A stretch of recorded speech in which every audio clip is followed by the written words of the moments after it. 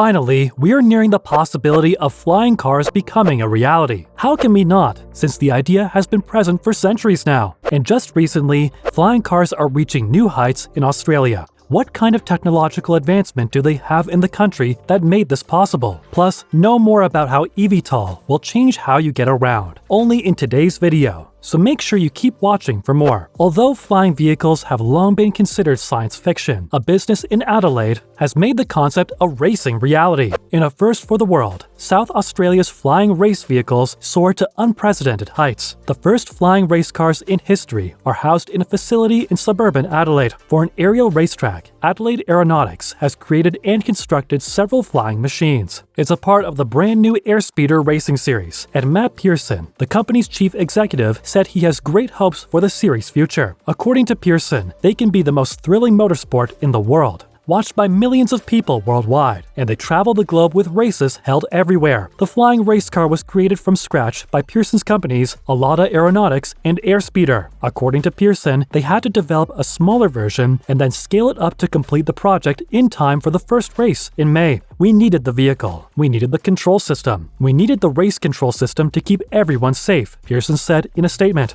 We needed the pilots to be trained up and certified to fly these things. Millions of dollars are spent on vehicle research and development as part of the expensive process of developing brand new motorsport. Additionally, he stated that the development of the vehicles cost roughly $10 million and was a real process. You can make something fly, that's easy. But to make something race is a lot harder, Pearson said. Since it's the world's first breakthrough regarding cars, it took a whole village to push this project forward. Everybody has been working on the project non-stop to present the first flying car race to the world. Pearson claimed that they would require a complete team from the motorsport and aviation industries. Pylons on the ground serve as tangible markers for the track, while the cars race through an augmented reality circuit, and the vision transmitted from the aircraft allow the pilots to see their exact location. The cars have a flying time of 7 to 10 minutes, necessitating pit stops during the race. They are now controlled remotely, but over the next 18 months, crewed aircraft will fly, allowing pilots like Lexi Jensen to migrate to Adelaide from Europe. Pearson said how the first time Airspeeder messaged him and said he could race drones, he declined because he was already working on this project. He finally consented to do so, though, after Airspeeder persuaded him that he could eventually board them. He has already expressed his excitement, saying he's looking forward to the time when they can actually get into them. But as time went on, they discovered that it's trickier than they initially imagined. Pearson predicted that crew racing as we know it will happen sometime in 2024. But for the time being, they're really concentrating on the safety aspects before they start putting people in it. So we all know that drone racing has been around for a bit. Now we move on to plane racing. How soon can we see it? Now, let's talk about the pilots. The nephew of Formula One legend Ayrton Senna has joined the Airspeeder team as a development pilot and global ambassador. Bruno Senna, a former Formula One driver, will help develop the series and has experience in drone racing. He claimed to be obsessed with anything that flies, racing, and a combination of all his favorite things. Senna also stated that he hoped his expertise in racing would benefit him in a variety of ways, including helping Airspeeder as a company create a competitive, enjoyable racing series. The company has a great format that everyone can appreciate, and since they're starting from scratch, it's crucial that they come up with something truly intriguing. This weekend marks the start of Airspeeder's second race, with races in the United States and the Middle East planned for the future. So what lies ahead of aircraft, you ask? Most probably a revolutionary way of flying from point A to point B. Do you recall the era before Uber? It now seems almost antiquated to hail a cab by waving your arm from a street corner.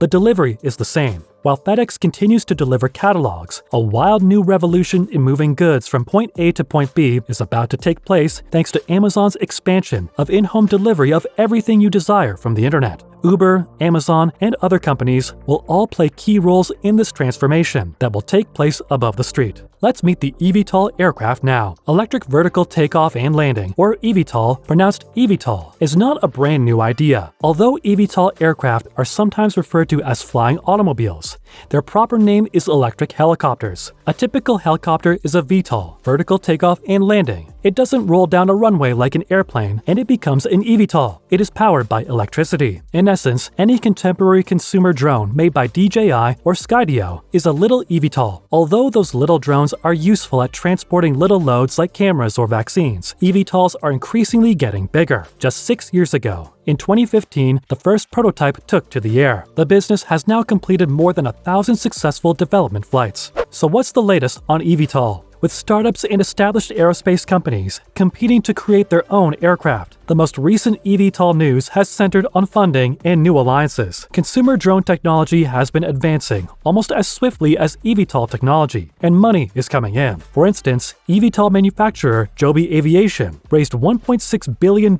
earlier this year through a SPAC merger, bringing in fresh funding from Uber, BlackRock, and Fidelity. Additionally, Joby has a strategic alliance with Toyota and just acquired Uber Elevate, the company's fledgling eVTOL business, to more quickly and sustainably transport time-sensitive deliveries. UPS announced in April that it would purchase eVTOL aircraft from Beta Technologies. While this is going on, the German eVTOL company Volocopter has recently added Dr. Dieter Zetsche, a former CEO of Daimler, as an advisor and counts Daimler, Intel, Continental, and Geely as investors. More than 322 million euros has been raised to develop a passenger and cargo aircraft to introduce electric air taxi services within the city-state. It is also collaborating with Singapore. All this talk about eVTOL is excellent and looks promising, but what does it actually stand for? Electric vertical takeoff and landing are referred to as eVTOL. Helicopters and tilt-rotor aircraft, such as the V-22 Osprey, that land and take off vertically rather than rolling down a runway are known as VTOLs. The E indicates that electricity, as opposed to more conventional internal combustion engines, powers the vessel. It's comparable to the distinction between a regular car and an electric car like a Tesla. Now that we know what eVTOL is, how does it differ from VTOL? A general name for airplanes that take off vertically, rather than by rolling down a runway, is VTOL. Even strange aircraft are included in this, such as the thrust-vectoring Harrier jump jet and the F-35B, though both are usually flown as STOVL,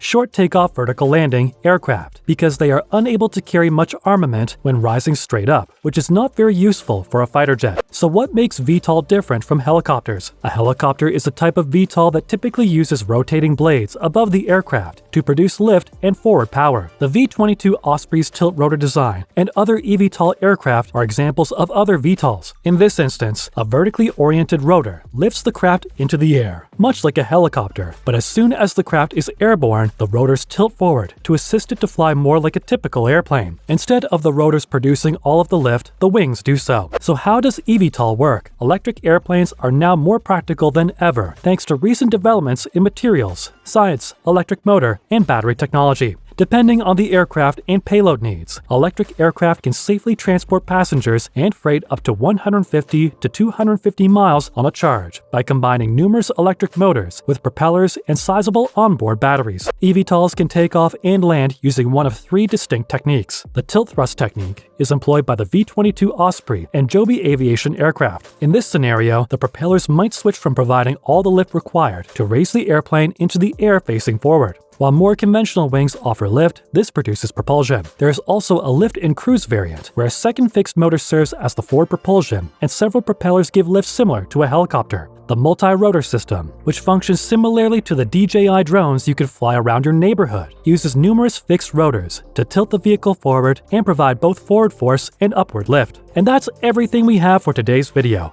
about flying race cars and eVTOLs. Thanks for watching today's video. Are you excited to see flying race cars? Let us know in the comments section below. Before you go, don't forget to leave a like and subscribe to our channel with the notification bell on for more videos like these. And we'll see you again next time.